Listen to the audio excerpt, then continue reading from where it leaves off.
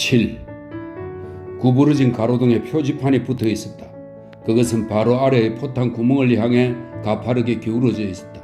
구덩이에는 무너진 벽의 잔해와 철제 침대가 처박혀 있었다. 그는 포탄 구멍을 우회해서 계속 걸어갔다.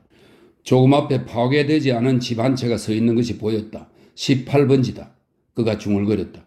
저 집은 18번지가 틀림없어. 제발 18번지이기를. 그는 헷갈렸다. 집의 정면만 남아있기 때문이었다.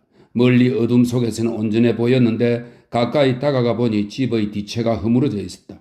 피아노 한 대가 철제 기둥 사이에 높다랗게 끼어 있었다. 뚜껑은 떨어져 나가고 건반은 이빨로 가득한 거대한 아가리처럼 희미하게 빛났다. 마치 선사시대의 육중한 동물이 격분하여 노래 보는 것 같았다. 정면의 현관은 활짝 열려 있었다. 그레브는 그곳으로 내려갔다. 어이! 누군가가 소리를 질렀다. 조심하라고. 어디로 가는 거야? 그는 대답하지 않았다. 부모가 살았던 집이 어딘지 아무래도 종잡을 수가 없었다. 전쟁 동안 내내 그는 집을, 창문을, 현관, 청개, 계단을 눈앞에 그려보곤 했다. 그런데 이제 오늘 밤 모든 것이 뒤죽박죽이 되어버렸다. 그는 거리의 어느 쪽에 서 있는지조차 분간할 수 없었다. 어이, 이봐. 아까 그 목소리가 다시 고함을 질렀다. 머리통에 벽돌을 맞으려고 그러는 거야? 그레브는 현관안을 들여다보았다. 청개의 아랫부분이 보였다. 그는 집의 번지를 찾았다. 그때 공습 경비원이 왔다. 여기서 뭐하고 있는 거야? 여기가 18번지입니까? 18번지는 어디입니까? 18번지? 공습 경보원은 철모를 똑바로 고쳤었다. 18번지가 어디냐고? 18번지가 어디 있었느냐는 말이겠지? 뭐라고요? 젠장 눈 두고 뭐하는 거야? 여긴 18번지가 아니군요. 18번지는 이미 없어. 옛날 일이야. 이다라는 말은 이제 없어. 였다라는 말만 통해. 그레브는 그 위도 소매를 잡아당겼다. 잠깐만요. 농담이나 들으려고 여기 온 건 아닙니다. 18번지는 어딥니까? 그가 거친 목소리로 말했다. 공습 경비원이 그를 노려보았다. 이거 놓지 못해? 아니면 호각으로 경찰을 부를 테다. 이곳은 못 들어와. 여긴 정리구역이야. 넌 체포당할 거야. 날 체포하지는 못할 거요? 난 일선에서 왔어. 대단하시군. 그렇다면 여긴 전선이 아니란 말인가? 그레브는 잡고 있던 옷을 놓았다. 난 18번지에 살았어. 학행가 18번지. 부모님도 여기 살고 있어. 이 거리엔 아무도 살지 않아. 아무도? 아무도. 난 잘 알아. 나도 전에 여기 살았으니까. 사내는 갑자기 이를 드러내며 소리를 질렀다. 여기 살았지. 여기 살았다고. 우린 여기에서 2주일 동안 6번이나 공습을 당했어. 일선 군인 양반. 하지만 자네들 빌어먹을 놈들은 전선에서 빈둥거리기만 했어. 자네들은 건강하고 즐거워 보여. 금방 보면 알지. 그런데 내 마누라는 저기. 그러면서 그는 바로 앞의 집을 가리켰다. 누가 내 마누라를 파주겠나? 아무도 못해. 죽었어. 지금 파내도 소용없다고 구호반이 말하더군. 시급한 일이 너무 많다면서 말이야. 빌어먹을 문서들, 사무실, 관청부터 구해야 한다는 거야. 그는 수척한 얼굴을 그레브 쪽으로 내밀었다. 군인 아저씨 하나 가르쳐 줄까? 사람이란 자신에게 닥치기 전까지는 무슨 일이 일어나더라도 모르는 거야.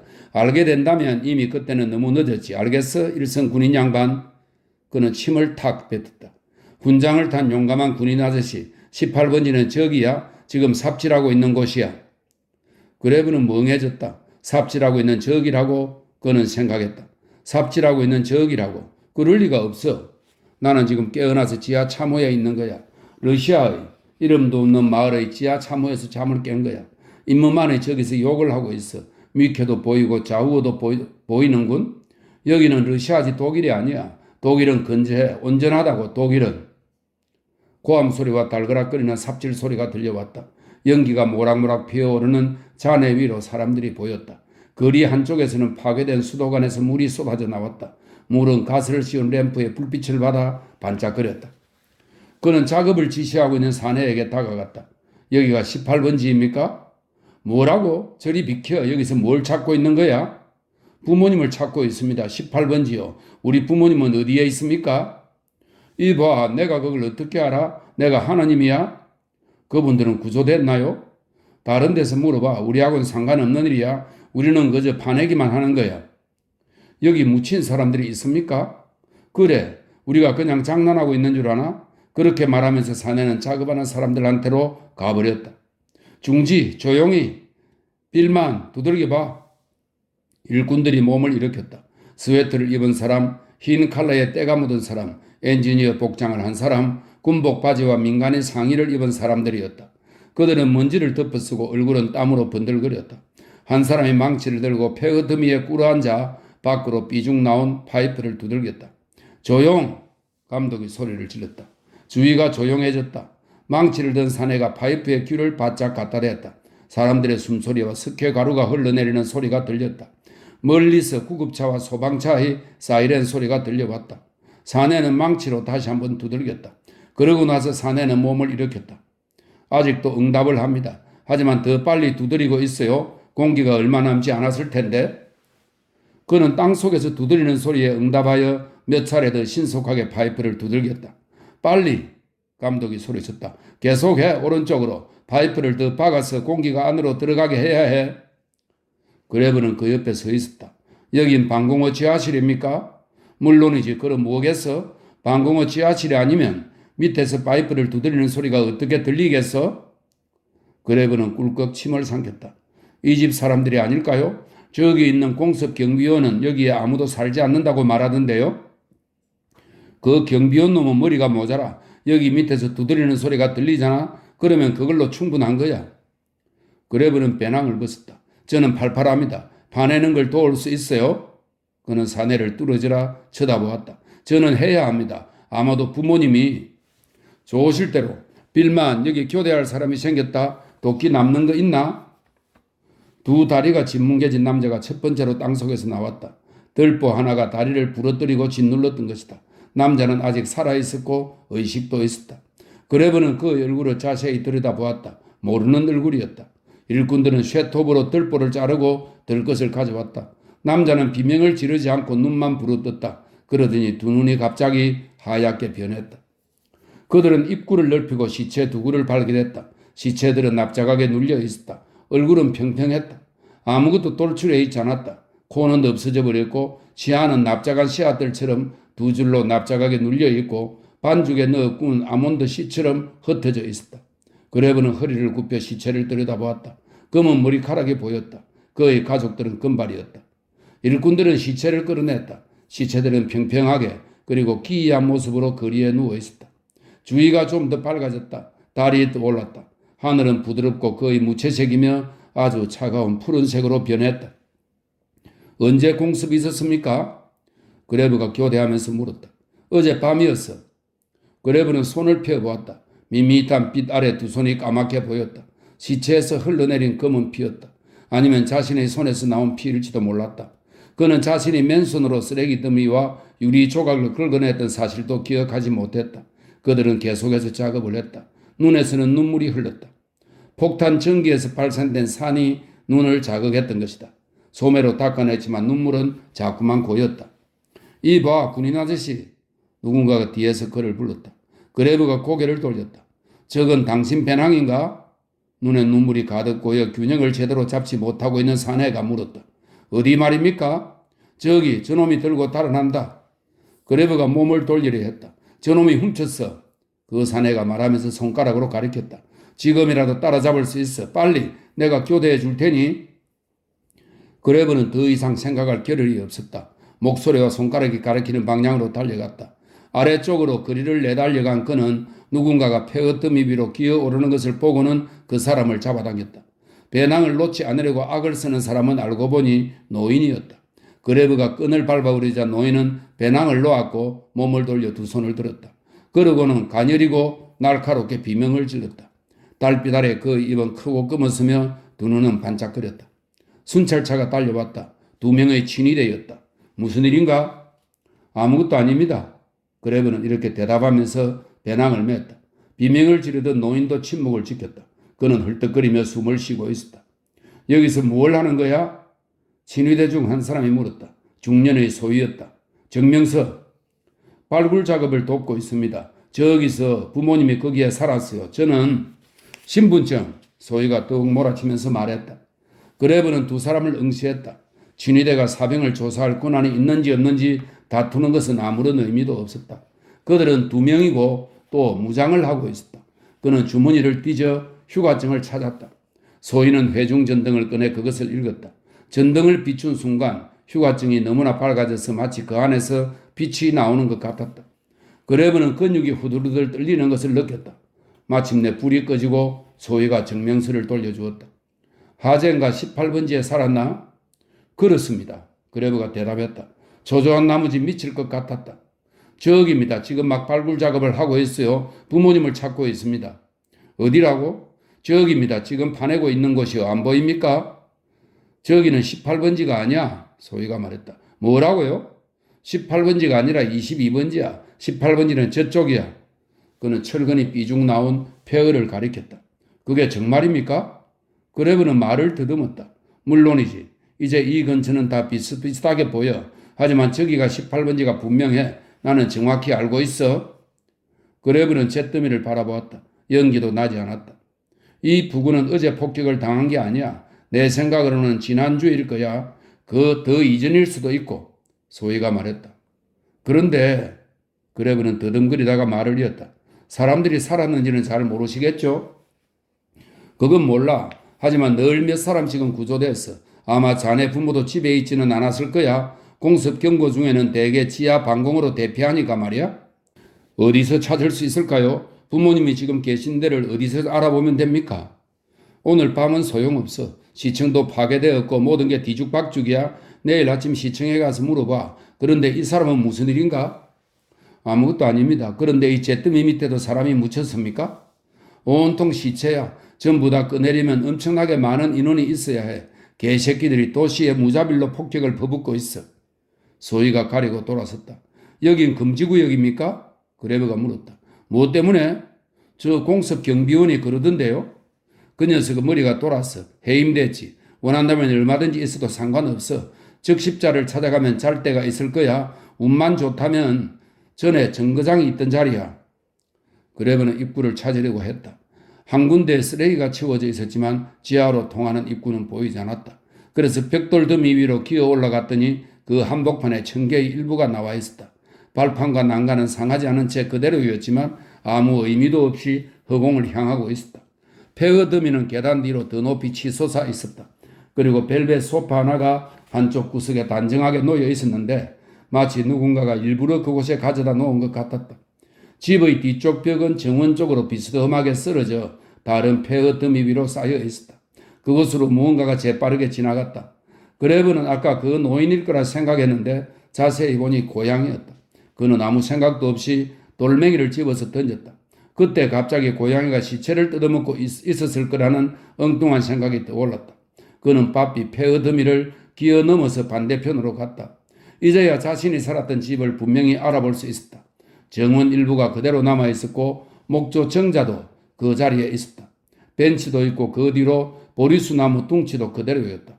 그는 조심스럽게 나무 껍질을 더듬었다. 자신이 몇 년 전에 새겨 넣었던 글자들이 만져졌다.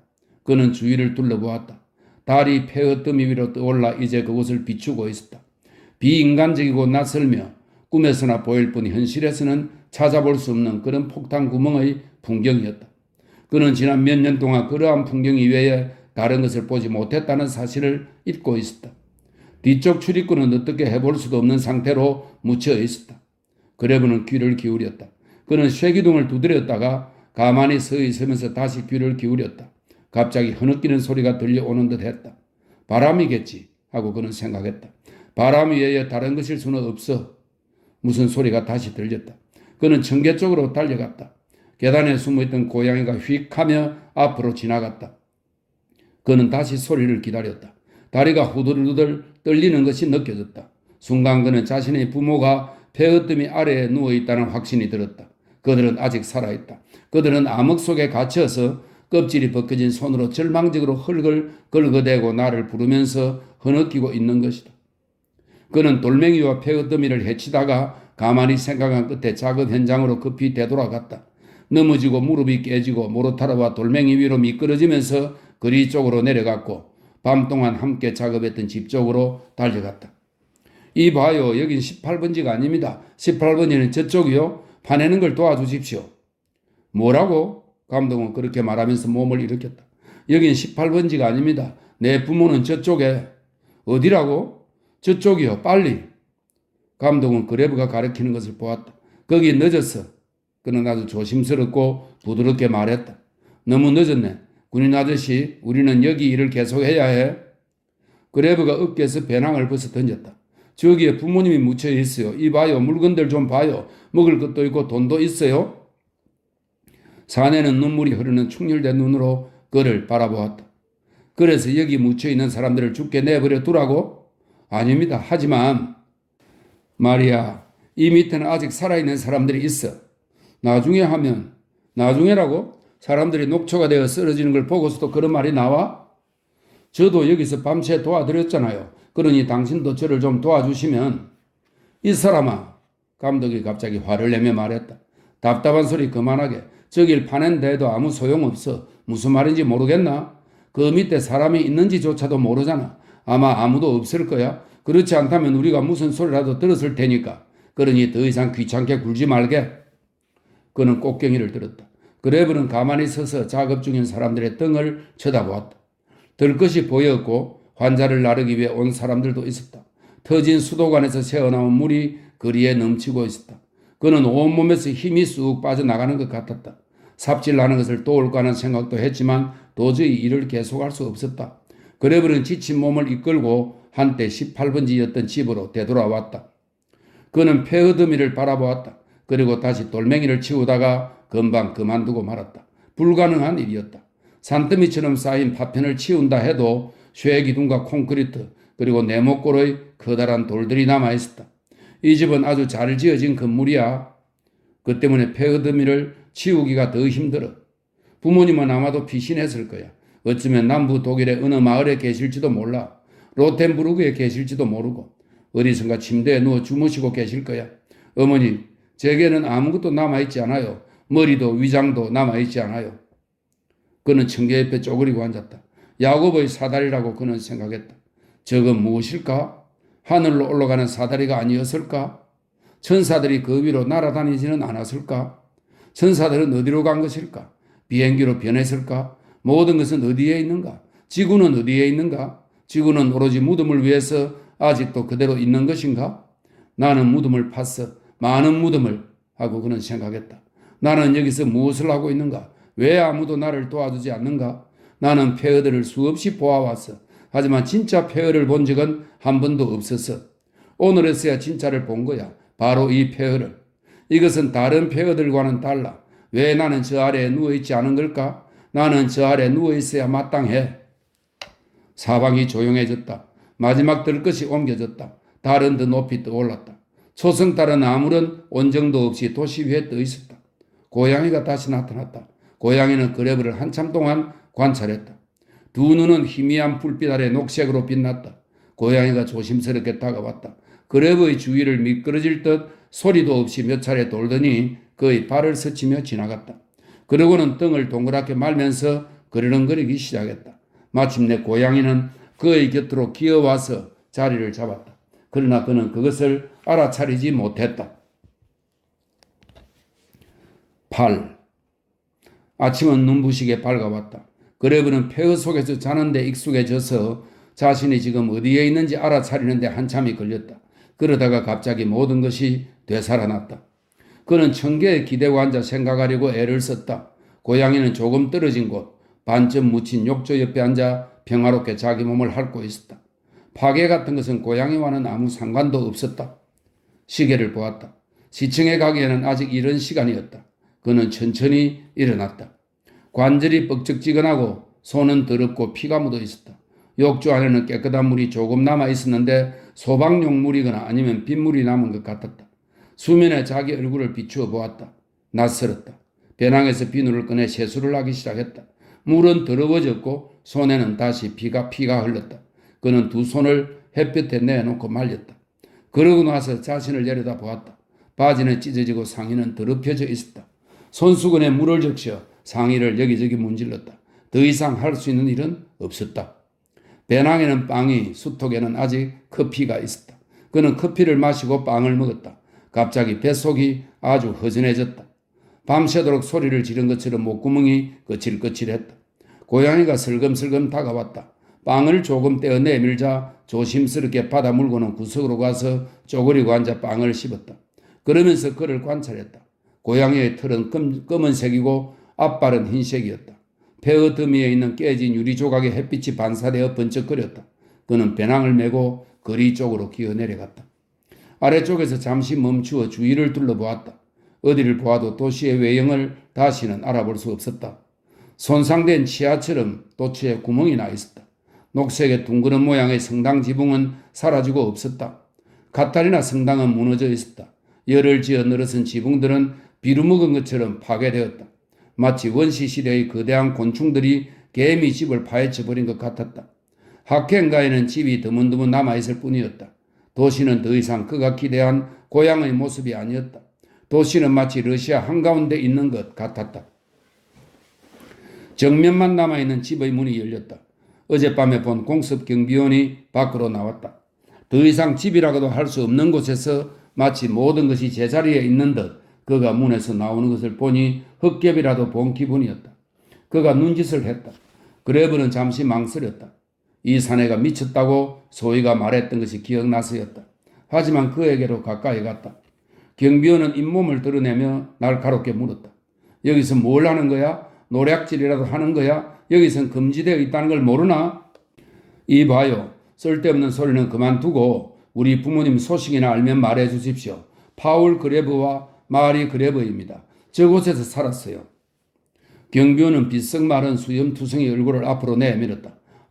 자네였군. 어젯밤에 군인 아저씨. 그렇게 큰 소리로 고함치지 말게 군인 아저씨. 가족 이런 게 자네뿐이란 말인가? 저기 있는 걸 보니 무슨 생각이 드나? 그는 방금 나온 집을 가리켰다.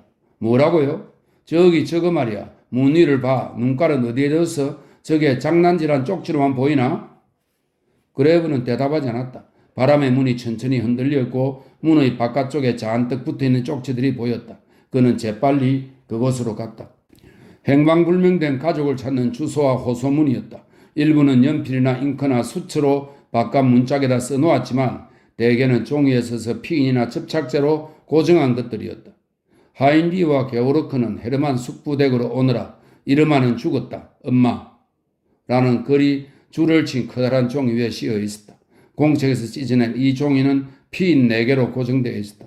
바로 그 밑에는 누군가가 구두상자 뚜껑이다. 제발 부탁합니다. 부르닐대 슈미츠를 아시는 분은 튀링그가 4번지로 꼭 연락 주십시오. 라고 써놓았다. 그리고 그 옆의 엽서는 이런 내용을 담고 있었다. 오토, 우리는 지금 이부르크에 있어. 초등학교. 제일 아래쪽에는 뾰족뾰족하게 톱니 모양으로 자른 냅킨 위에 연필과 잉크로 주소를 적고 알록달록한 파스텔로 서명도 없이 이렇게 써붙인 것도 있었다. 마리, 지금 어디 있니? 그레브는 몸을 일으켰다. 어떤가 자네를 찾는 이름도 있나? 공석 경비원이 물었다.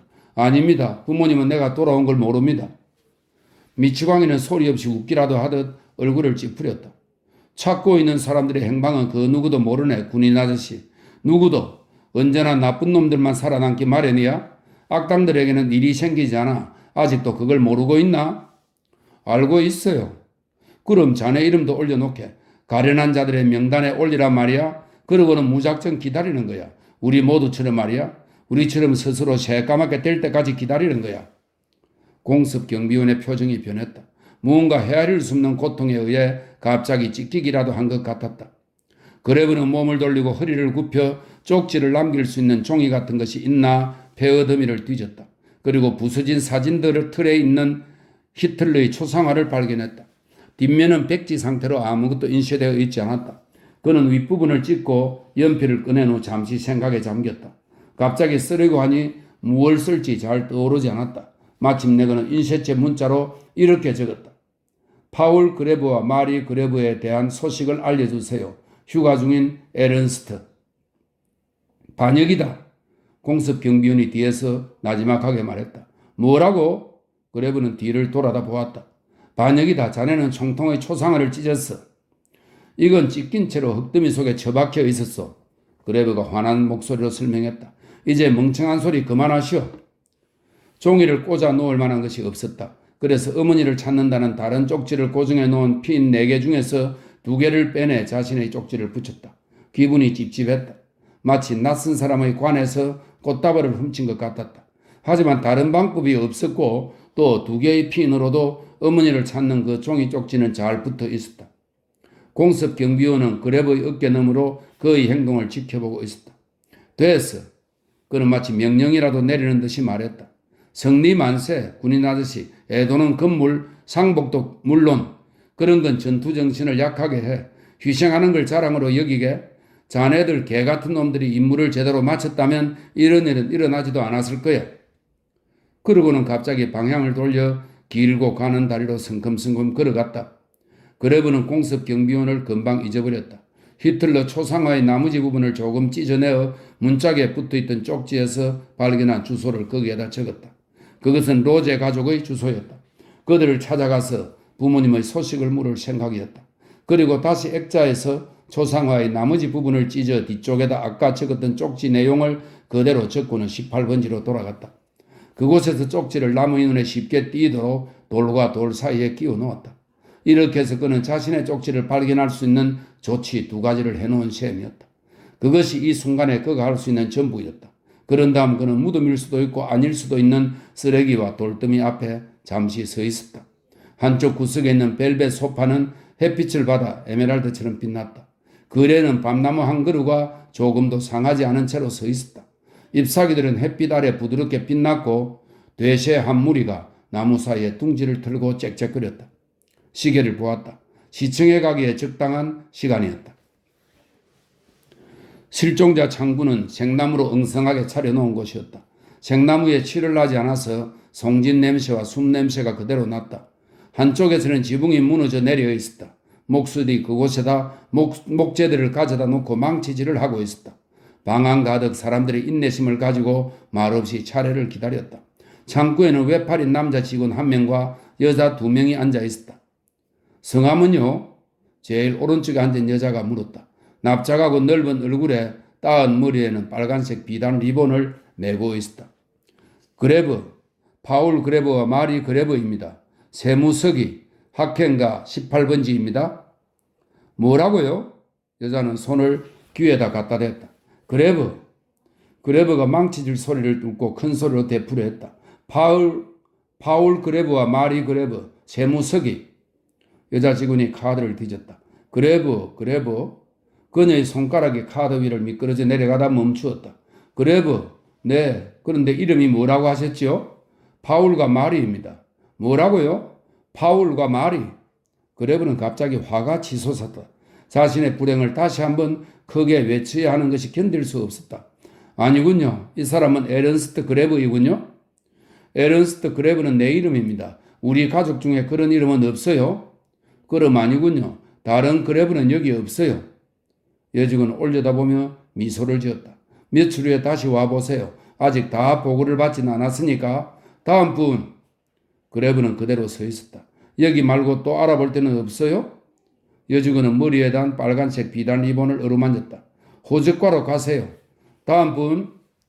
그레브는 누군가가 그의 등을 밀치는 것을 느꼈다. 새 발톱 같은 손을 가진 자그마한 노파가 뒤에 서 있었다. 그는 옆으로 비껴섰다. 그는 이러지도 저러지도 못해 창구 앞에 잠시 서 있었다. 이게 전부인가 싶어 어이가 없었다. 순식간에 일어난 일이었다. 거기에 비하면 그의 손실은 너무도 컸다.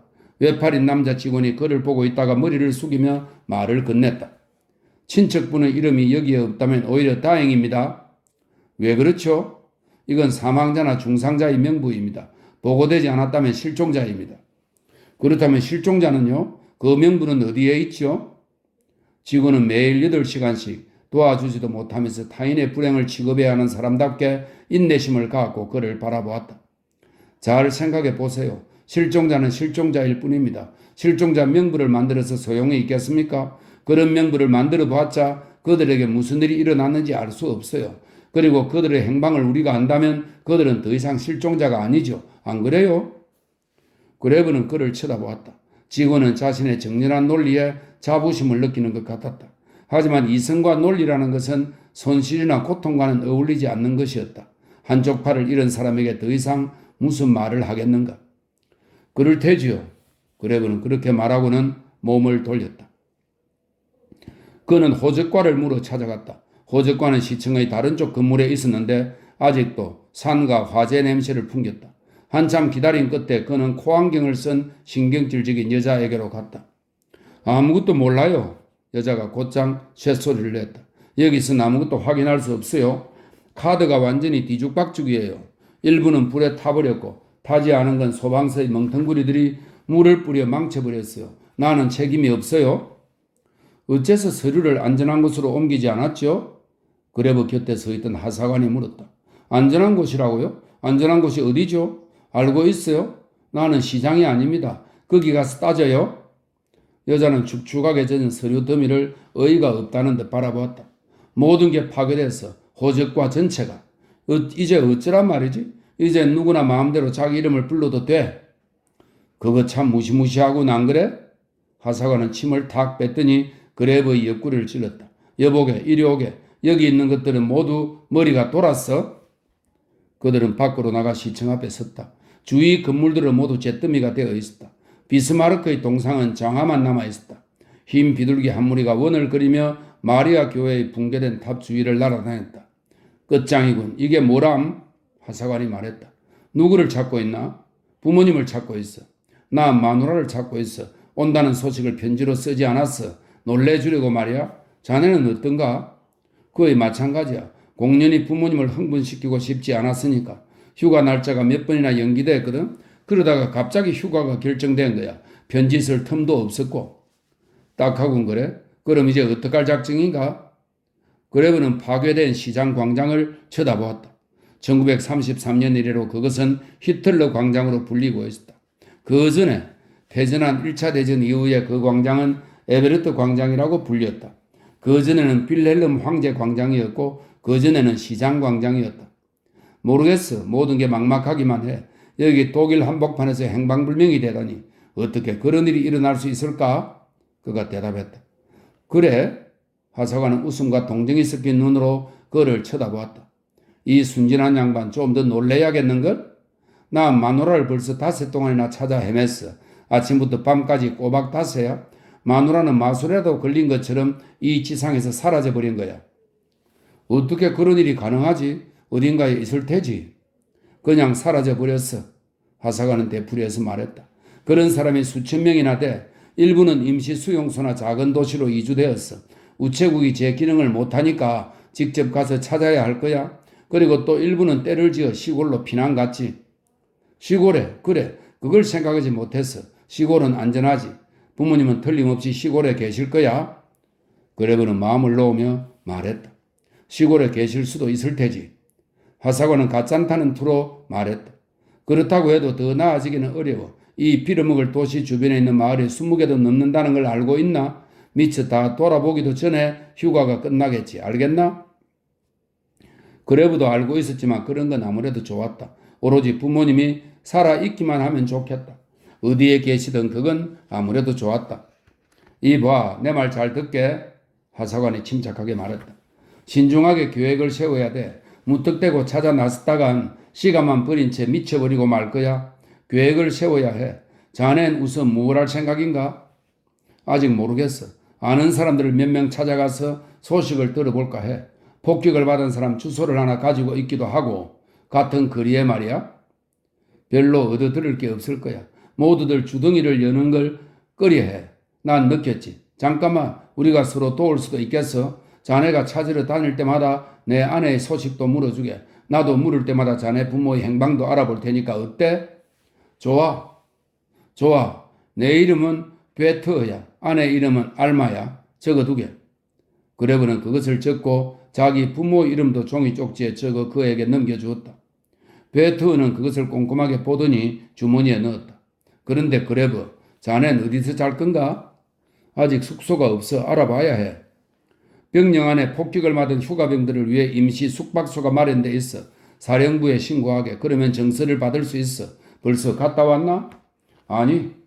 그럼 48호로 가도록 하게. 병실로 쓰던 곳인데 다른 방보다 식사가 더 좋아. 나도 거기 묵고 있거든. 베트어는 주머니에서 담배꽁초를 꺼내 바라보다가 도로 집어넣었다. 오늘은 병원을 뒤져볼 거야. 이따 저녁에 어디서 만나기로 하지. 어쩌면 우리 둘 중 하나가 소식을 알게 될지도 모르니까. 좋아. 그럼 어디서? 여기가 가장 좋아. 9시 어때? 좋아. 베트는 머리를 끄덕이고 나서 푸른 하늘을 올려다 보았다. 그가 한숨을 쉬며 말했다. 생각해 보게나. 지금은 봄이야. 그런데도 닷새 밤이나 예비된 녀석들 12명과 한 방에서 잤어. 양조장의 말처럼 푸짐한 엉덩이를 가진 마누라 대신에 말이야. 가르텐가의 첫 번째 두 집은 파괴되어 있었다. 아무도 살고 있지 않았다. 하지만 세 번째 집은 거의 멀쩡한 편이었다. 지붕만 불에 탔을 뿐이었다. 치글러 일가가 살던 집이었다. 치글러는 그레브의 아버지와 친구 사이였다. 그레브는 청계를 올라갔다. 청계 참에는 모래와 물을 담아놓은 통들이 있었고 벽에는 사용법을 적은 쪽지가 붙어 있었다. 그는 초인종을 눌렀고 막상 소리가 나자 깜짝 놀랐다. 잠시 후에 얼굴이 수척한 나이 많은 부인이 조심스럽게 문을 열었다. 그레브가 말했다. 치글러 부인, 저는 에른스트 그레브입니다. 그렇군. 그녀는 그를 뚫어지라 쳐다보았다. 그렇군. 그녀가 잠시 망설이다가 다시 말했다. 들어와요, 그레브 씨. 그녀는 문을 활짝 열더니 그레브가 들어서자 다시 빗장을 걸었다. 그녀가 안에다 대고 큰 소리로 말했다. 영감, 아무 일도 아니에요. 에른스트 그레브, 파울 그레브의 아들이에요. 거실에서 왁스 냄새가 났다. 바닥에 바른 리놀륨이 거울처럼 반들거렸다. 창문턱에 놓인 분재 식물의 커다란 잎사귀 위에는 마치 버터가 방울방울 떨어지기라도 한 것처럼 노란 반점이 있었다.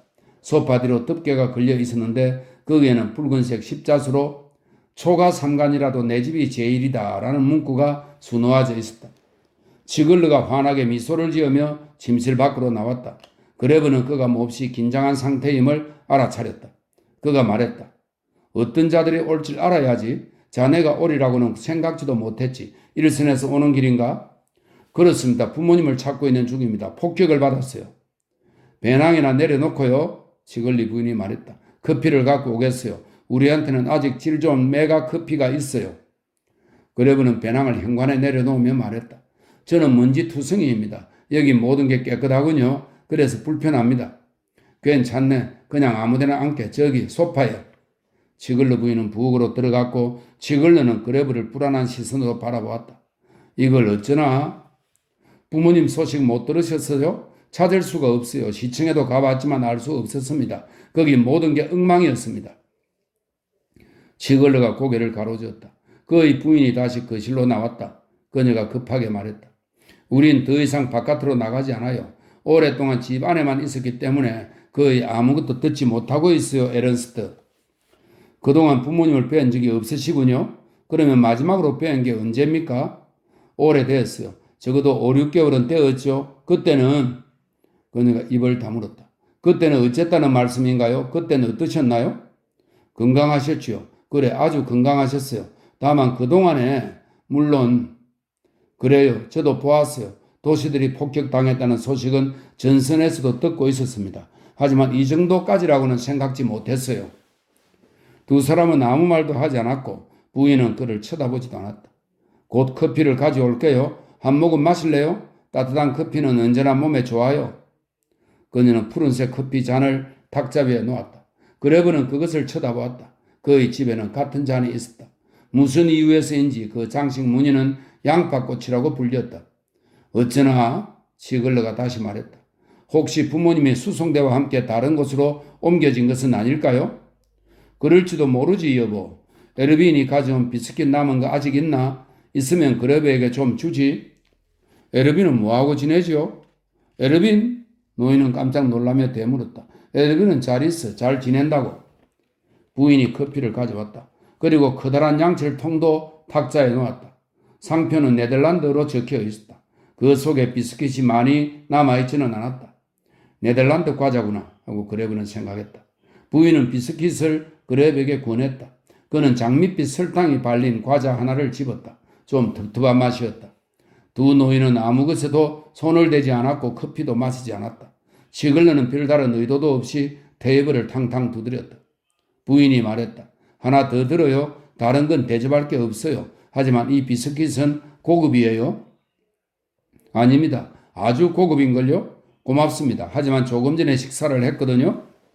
그는 치글러 부부로부터는 아무 소식도 들을 수 없다는 것을 알아차렸다. 아마 그들은 아무것도 모를 것이다. 그는 자리에서 일어섰다. 혹시 소식을 알 수 있는 데가 있을까요? 우리는 정말 아무것도 몰라. 미안하네. 에른스트. 그게 다야. 예, 알겠습니다. 커피는 잘 마셨어요? 그레브는 문 쪽으로 걸어갔다. 그런데 숙소는 어딘가? 치글러가 갑자기 물었다. 곧 잘 때를 구하게 될 겁니다. 다른 데가 없으면 병영해서 잘 생각입니다. 우리 집엔 방이 없어요. 치글러 부인은 급하게 말하고는 남편의 얼굴을 살폈다. 군 당국이 폭격으로 다친 휴가병들을 위해 침식을 마련해 놓았어요. 그렇습니다. 그레브가 대답했다. 자리를 잡을 때까지 배낭을 우리가 맡아두는 게 좋겠지 여보. 배낭이 무거우니까. 치글러가 말했다. 그레브는 부인이 살짝 눈짓하는 것을 보았다. 괜찮습니다. 이미 익숙해졌으니까요. 그가 대답했다. 그는 문을 닫고 청개를 내려갔다. 공기가 후덥지근했다. 무엇인지는 불확실하지만 치글러 부부는 무언가를 두려워하고 있는 것 같았다. 그랬다. 1933년 이래로 두려워할 것은 얼마든지 있었다. 로제 일가는 하모니 클럽의 커다란 홀에 살고 있었다. 방에는 침대와 매트리스가 가득했다. 벽에는 깃발 몇 개, 간결하고 힘찬 구절이 적힌 십자가 장식들, 그리고 전에 애국 집회에서 사용되었던 늘따란 금 테두리 액자에 들어있는 총통의 유화 초상화 하나가 걸려 있었다. 침대 사이에는 가까스로 남아있는 트렁크, 항아리, 코펠, 식료품 그리고 가구들이 어지럽게 늘어져 있었다. 로제 부인은 홀의 가운데 있는 침대에 멍한 표정으로 걸터앉아 있었다. 자네 부모님이라고? 그녀는 생기 없는 눈으로 그레브를 쳐다보면서 한참 동안 생각했다. 그리고 마침내 중얼거렸다. 돌아가셨어 그레브. 뭐라고요? 돌아가셨다고. 그녀가 되풀이해서 말했다. 운동복을 입은 사내 아이가 달려와서 그레브의 무릎에 부딪혔다. 그는 아이를 옆으로 밀쳤다. 어떻게 아셨습니까? 그레브가 물었다. 그는 더 이상 목소리가 나오지 않는 것 같았고 힘들게 침을 삼켰다. 제 부모를 보셨나요? 어디서요? 로제 부인은 피곤한 듯 고개를 가로저었다. 아무것도 볼 수가 없었어. 온통 불바다고 비명소리만 들렸으니까. 그리고 그녀가 중얼거렸다. 말은 속삭임으로 변했고 이었고 그마저도 그쳤다. 부인은 말문을 닫고는 정면을 응시했다. 두 팔로 침대를 짚고 멍한 표정으로 꼼짝도 않고 있는 모습이 마치 홀 안에 혼자 있는 것 같았다. 그레브는 그녀를 뚫어져라 쳐다보았다. 로제 부인, 그는 천천히 그리고 힘들여서 말했다. 잘 생각해 보세요. 제 부모님을 언제 보셨습니까? 부모님이 돌아가셨다는 걸 언제 아셨습니까? 부인은 멍한 얼굴로 그를 쳐다보며 중얼거렸다. 레나도 죽었어. 그리고 아우구스투스도. 너도 그들을 알지? 그레브는 두 아이의 이름을 어렴풋이 기억했다. 아이들은 언제나 꿀바른 빵을 입에 달고 있었다. 로제 부인, 그는 반복해서 말했고 그녀를 잡아 일으켜서 뒤흔들고 싶은 충동을 간신히 참았다. 제 부모님이 돌아가셨다는 것을 어떻게 아셨는지 말씀해 주세요. 기억해 보세요. 부모님을 보셨습니까? 그녀는 더 이상 그의 말을 듣고 있는 것 같지 않았다. 그녀가 속삭였다. 레나, 난 그 애도 보지 못했어. 모두들 나를 가까이 가지 못하게 했으니까. 에른스트, 그 아이는 몸이 제대로 붙어 있지 않았어. 작아져 있었어. 무엇 때문에 그래야 하는 거야? 넌 그것을 알아야 해. 넌 군인이잖아. 그레브는 절망하며 주위를 둘러보았다. 한 남자가 침대를 밀어붙이며 다가왔다. 로제였다. 그는 그새 마르고 늙어 있었다. 그는 다시 슬픔에 빠져 침대에 쪼그리고 앉아있는 아내의 어깨에 조심스럽게 손을 얹고는 그레브에게 눈짓을 했다. 아내는 일이 어떻게 돌아가는지 아무것도 모르고 있어, 에른스트. 남편의 손길을 그대로 둔 채 부인은 몸을 움직였고 천천히 고개를 들어 쳐다보았다. 당신은 알고 있단 말인가요? 레나, 만약에 알고 있다면 갑자기 그녀가 수업 시간에 하듯이 크고 뚜렷한 목소리로 말했다. 당신은 그런 짓을 한 인간들보다 나을 게 없어요. 로제의 눈길은 두려운 듯이 가까이에 있는 침대 쪽을 흘낏 쳐다봤다. 아무도 들은 사람이 없었다. 체육복을 입은 사내 아이는 다른 아이들과 트렁크 사이에서 떠들면서 숨바꼭질을 하고 있었다. 조금도 나을 게 없어요. 부인이 다시 한번 중얼거렸다. 그러고는 머리를 푹 숙였고 다시 동물적인 슬픔에 잠긴 작은 덩어리로 되돌아갔다. 로제는 그레브에게 눈짓을 했다. 그들은 한쪽 구석으로 갔다. 그레브가 물었다.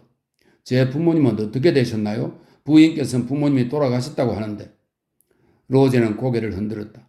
그 사람은 아무것도 몰라, 에른스트. 우리 아이들이 죽었기 때문에 모두들 죽어 마땅하다고 생각하는 거야. 그녀는 온전하지 않아. 자네도 보았겠지만 그는 침을 꿀꺽 삼켰다. 가느다란 목의 목젖이 아래 위로 오르락내리락 거렸다. 그녀는 그 일을 말하는 거야. 사람들이 우리를 신고했거든. 여기 사람들이. 그래버린 순간 로제가 불길한 회색 불빛 아래에서 아주 작고 멀리 있는 것처럼 느껴졌다. 그러고 나서 로제는 다시 앞으로 다가왔고 그가 알고 있는 그런 사람이 되어 있었다. 방 안은 조용했다. 부모님은 그러니까 돌아가신 게 아니죠? 그가 물었다. 자네에게 자신 있게 말할 수는 없네, 에른스트. 자네는 지난해에 여기서 무슨 일이 있었는지 몰라. 모든 게 악화되었고 누구도 다른 사람을 믿을 수 없었지. 서로가 서로를 두려워했어. 아마도 자네 부모는 어디선가 안전하게 계실 거야. 그레브는 안도의 한숨을 쉬었다. 부모님을 보셨나요? 그가 물었다. 그래서 한번 보았어. 벌써 4주나 5주 전일 거야. 아직 눈이 조금 남아있을 때였어. 공습 전이었지. 모습이 어땠어요? 건강하시던가요? 로제는 얼른 대답을 하지 못했다. 그래, 아마 그랬을 거야. 그렇게 말하고 그는 꿀꺽 침을 삼켰다. 그레브는 갑자기 부끄러워졌다. 이런 상황에서 4주 전에 건강했느냐 그렇지 않았느냐를 묻는 것은 우스운 일이었다. 지금은 누가 살았고 누가 죽었는지를 알면 되었지 그 외에는 문제가 되지 않았던 것이다. 신뢰가 많았습니다. 그는 당황해서 말했다. 로제가 고개를 저었다. 그만두게 에른스트. 지금은 자기 입장만 생각하는 게 당연해. 세상에 너무나도 불행이 넘쳐나니까. 그레브는 거리로 나왔다. 처음으로 하모니 클럽에 갔을 때 거리는 음산하고 죽어 있었다. 그러던 것이 이제는 갑자기 환하게 밝아졌다. 거리의 삶은 아직 죽지 않았던 것이다. 파괴된 집들 대신에 이제는 우물 틔우는 나무들, 장난을 치는 개 2마리, 그리고 습기를 머금은 푸른 하늘이 눈에 들어왔다. 부모님은 돌아가신 게 아니라 행방불명이 되었을 뿐이다. 1시간 전에 외파리 직원이 그렇게 말했을 때는 위안이 되지 않고 견딜 수가 없었던 것이 이제는 수수께끼같이 희망으로 변했다. 그것은 잠시 동안이라도 부모님이 더 이상 살아계시지 않는다고 믿었기 때문이었던 것이다. 음식보다 더 긴요한 것은 희망이 아니던가.